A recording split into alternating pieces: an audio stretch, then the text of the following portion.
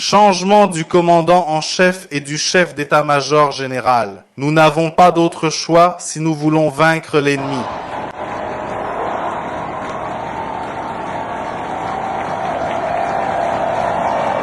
Le problème avec les gens, c'est qu'ils voulaient sortir ce qui est normal. Le conflit entre Fyodorov et Syrski a atteint son point culminant.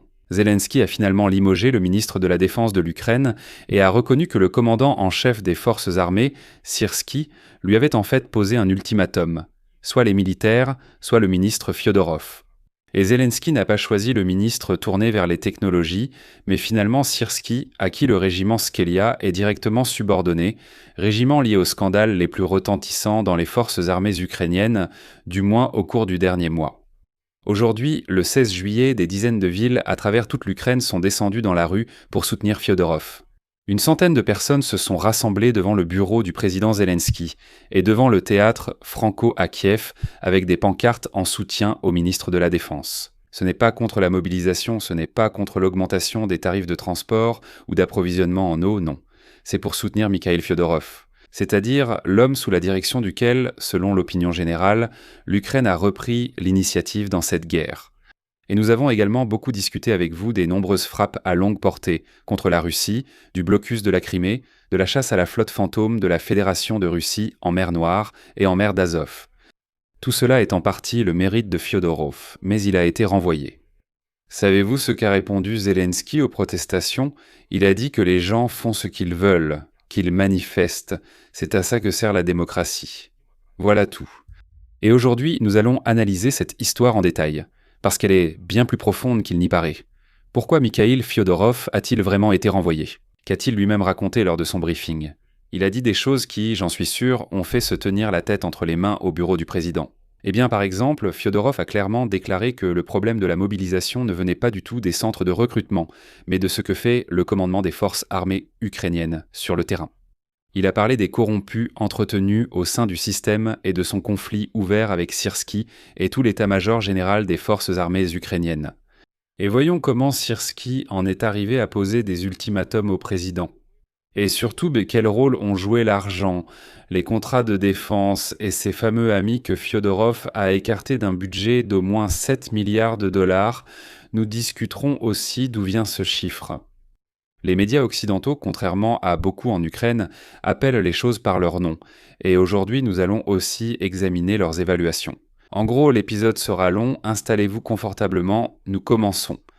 Je m'appelle Alexei Pesci, discutons de tous ces sujets, mais avant de commencer, je vous demande de vous abonner à cette chaîne, de liker l'épisode et d'écrire n'importe quel commentaire. Alors, commençons par la chronologie, pour que tout soit clair. Déjà en mai, les premières fuites sont apparues selon lesquelles Zelensky prévoyait de se débarrasser de Mikhail Fyodorov, même si peu de gens y croyaient à l'époque, et ceux qui en parlaient ouvertement étaient traités de quoi ? De traîtres, bien sûr. Mais dès le 12 juillet, Zelensky annonce soudainement la refonte complète du gouvernement. La première ministre Sveridenko part, et avec elle, tout le cabinet des ministres doit automatiquement partir aussi. La raison officielle ? Le renouvellement. Renouvellement de la stratégie, mais le même jour, des sources indiquent que le ministre de la Défense Fyodorov pourrait ne pas intégrer le nouveau gouvernement. Et c'est précisément pour son renvoi, en principe, que tout ce remaniement du cabinet des ministres a été envisagé, car ils ont eu peur de viser uniquement le ministre de la Défense.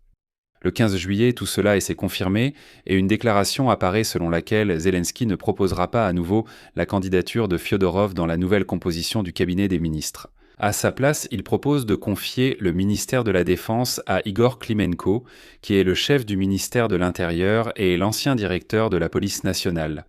Fyodorov, au même moment, écrit un message d'adieu, je cite « Ce fut un grand honneur de servir le peuple ukrainien en tant que ministre de la Défense ». Et à la fin, il ajoute 2 mots que tout le monde, j'en suis sûr, a remarqué. À suivre. À ce moment, tous les partisans de Fyodorov ont compris la situation et ont publiquement soutenu le ministre de la Défense. Eh bien, l'un des députés du Serviteur du Peuple a même décidé qu'il remettrait son mandat si Fyodorov était vraiment limogé. Et déjà, le 16 juillet, l'Ukraine se réveille et descend dans la rue. Et ici, il est important de comprendre pourquoi. Parce que Fyodorov n'est pas simplement un autre fonctionnaire. Comme l'a dit Fyodorov, les gens ont manifesté non pour le soutenir personnellement, mais pour appuyer les réformes qui fonctionnaient. Et voici le Financial Times. Aujourd'hui, ils ont qualifié sa démission de remaniement le plus significatif qui pourrait compromettre les efforts militaires de l'Ukraine. Jugez par vous-même ce que Fyodorov a accompli en 6 mois en tant que ministre. La coupure de Starlink pour les militaires russes. Selon les experts et d'après l'aveu des militaires, cela a plongé la gestion des troupes russes dans un chaos total et, en plus, cela n'a pas permis aux drones d'attaquer les villes. Le blocus logistique de la Crimée a pratiquement isolé la péninsule, provoquant l'effondrement du secteur énergétique en raison de problèmes d'approvisionnement. Ensuite, la campagne de frappe à longue portée contre les raffineries de pétrole russes qui a provoqué une crise du carburant en Russie et le début d'un effondrement économique. 2 opérations au champ. Il s'agit d'un blitz de drones qui, selon Forbes, a pratiquement stoppé l'offensive russe menée par des forces blindées et d'assaut pendant 6 mois. L'augmentation du taux d'interception des drones passant de 83 à 91%, 94%. Le taux d'interception des missiles de croisière est passé de 47 à 87%. Le problème des missiles balistiques est en cours de résolution. On continue. La production de 10 millions de drones par an, 47 accords sur les drones avec des partenaires. Et comme vous vous en souvenez, il venait tout juste de présenter sa réforme du service militaire. Et voilà que cet homme se fait renvoyer. En plein milieu de la guerre en plus. Et en plus au sommet de ses résultats. On ne peut pas dire qu'il avait déjà accompli tout ce qu'il avait prévu. La question pourquoi a été posée aujourd'hui par tout le pays. Volodymyr Zelensky a pour la première fois donné la raison officielle lors d'une réunion à huis clos avec la faction serviteur du peuple. La raison est un conflit systémique insoluble entre Fyodorov et le commandant en chef des forces armées ukrainiennes, Oleksandr Syrsky. Fyodorov l'a ensuite confirmé publiquement. Je vais maintenant citer directement le président, selon un député. Ils vivent dans 2 mondes différents. Misha Fyodorov veut tout numériser, construire un système autour des technologies. Les militaires, eux, veulent simplement être entendus. Ils demandent d'acheter un certain type d'armement, mais lui refusent et financent d'autres domaines. Ils ont simplement cessé de s'écouter. Un détail illustre l'absurdité de la situation. Encore une fois, ce sont les mots de Zelensky. C'en était absurde. Syrsky venait me voir et me disait « Fyodorov ne donne rien pour des opérations spécifiques ». Ensuite, Fyodorov venait et répondait « Nous avons tout fourni, c'est juste que ce n'est pas utilisé correctement, pas comme il faut et pas là où il faut ». Et ça tournait en rond. Donc, fixons tout de suite ce point, ici. Alexandre Syrsky venait voir le président et se plaignait personnellement que Fyodorov achetait soi-disant tout autre chose que ce qu'il avait demandé. Plus tard, Fyodorov a déclaré que l'état-major des forces armées ukrainiennes demandait souvent d'acheter les mêmes obus auprès d'un fabricant spécifique. Pendant ce temps, le ministère de la Défense lançait divers appels d'offres, ce qui aurait soi-disant déplu aux militaires. Je ne vais tirer aucune conclusion, mais acheter auprès d'un fournisseur spécifique n'est pas toujours une question de qualité, parfois c'est une histoire de magouille. Le plus intéressant reste l'aveu du président, aussi issu de cette réunion à huis clos avec le serviteur du peuple. Zelensky a déclaré qu'en toute logique, il aurait fallu renvoyer les 2, Fedorov et Syrsky, mais qu'il ne peut pas le faire en même temps pour l'instant. Réfléchissez-y. Le président admet que le commandant en chef devrait aussi être démis, mais il ne renvoie que le ministre. Pourquoi ce choix a-t-il été fait ainsi ? Nous en parlerons un peu plus tard, et la réponse ne vous plaira probablement pas. Un député du serviteur du peuple a expliqué ce qui s'est passé lors de la réunion à huis clos.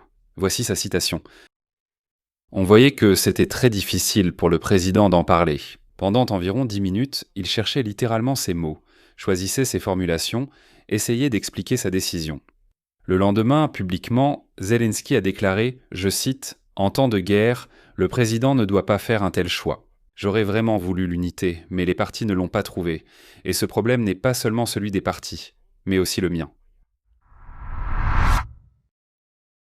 Alors que les Ukrainiens sont sortis manifester aujourd'hui dans de nombreuses villes, le ministre de la Défense Fyodorov a tenu un briefing.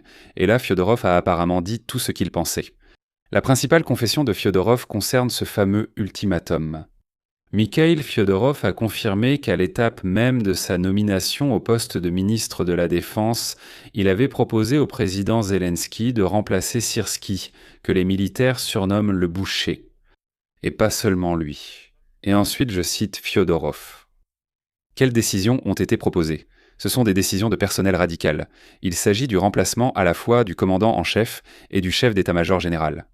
Nous n'avons pas d'autre choix si nous voulons vaincre l'ennemi de manière asymétrique, avec des pertes minimales, où les leaders et les commandants forts pourront se développer, au lieu d'être constamment écartés. Zelensky n'a pas soutenu ce remplacement et a tout de même fait confiance à Syrski, et Fedorov, selon ses propres mots, a pris une décision. Citation. Quand le président a dit qu'il ne prévoyait pas de renvoyer Syrski, c'était sa décision en tant que commandant en chef des armées. J'ai accepté et j'étais prêt à apprendre à travailler avec lui.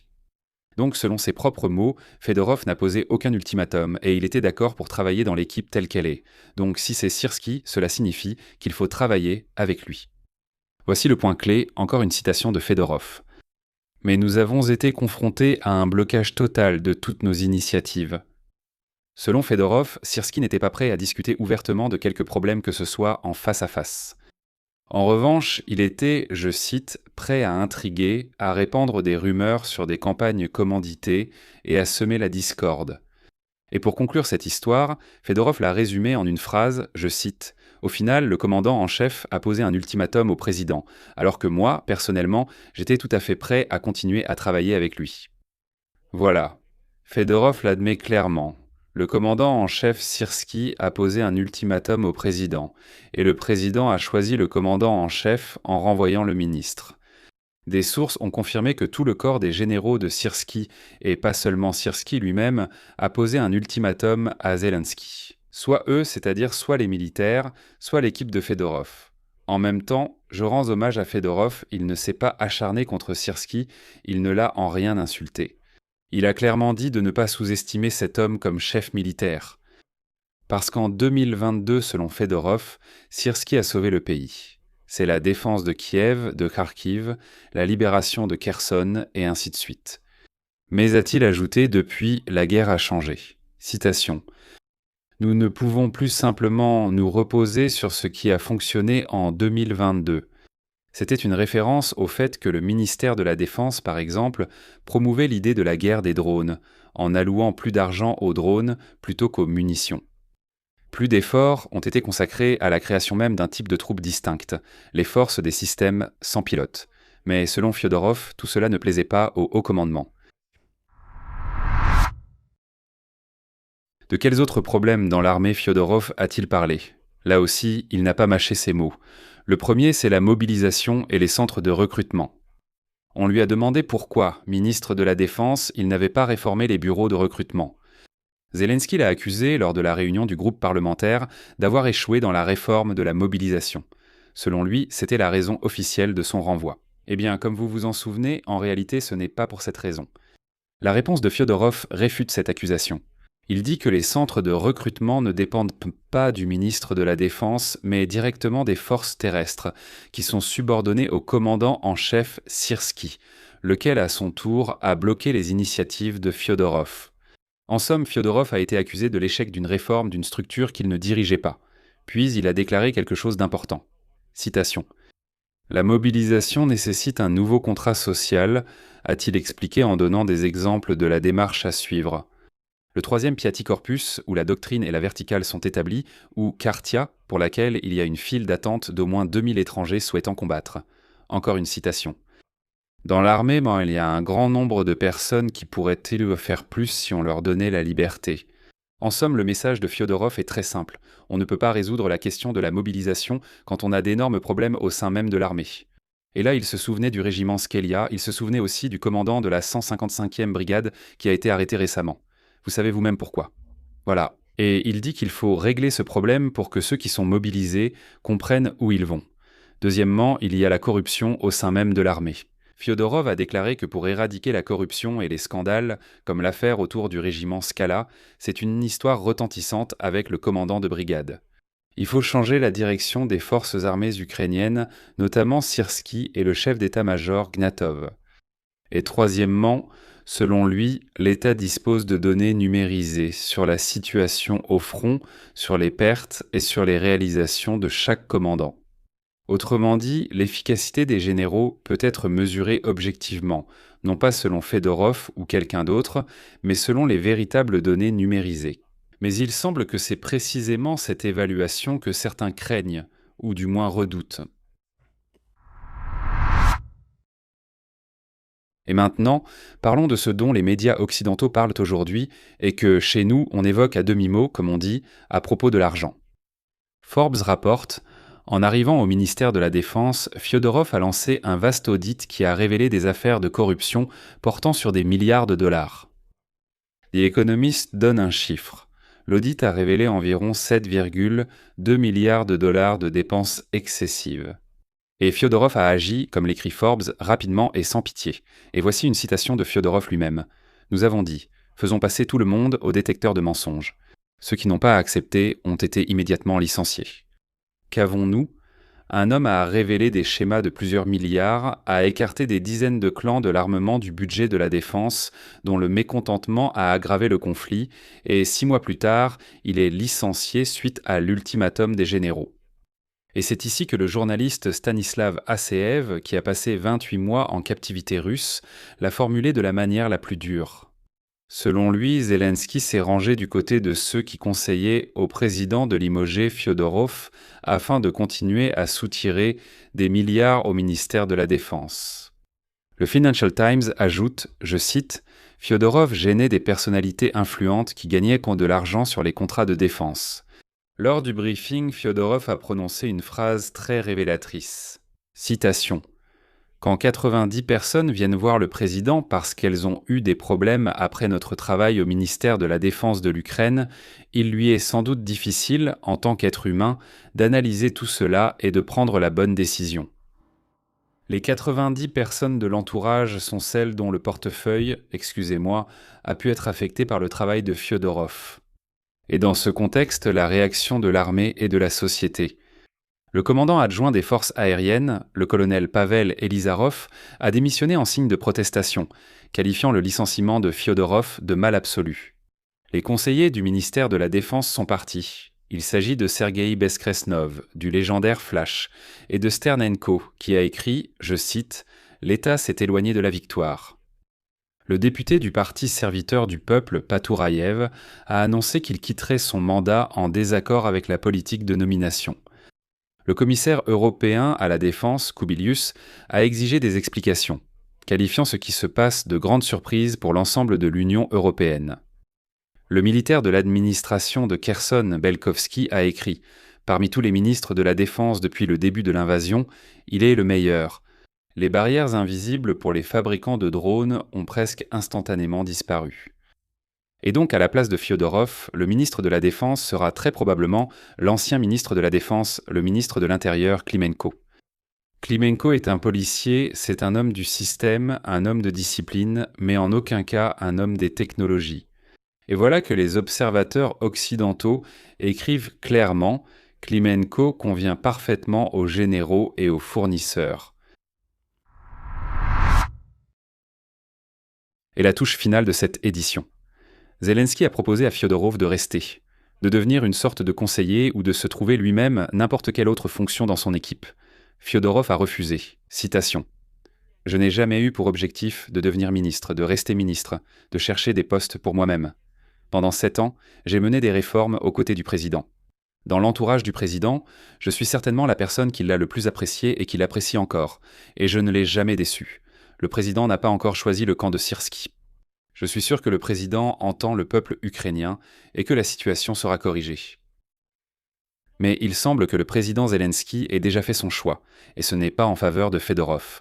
Et voici, en réagissant aux protestations, Zelensky a déclaré, je cite, « Je comprends, j'entends et je réagis à ce que dit la société. Nous nous battons pour la liberté et la démocratie. Les gens font ce qu'ils veulent. Ils voulaient pas manifester et ils ont eu raison.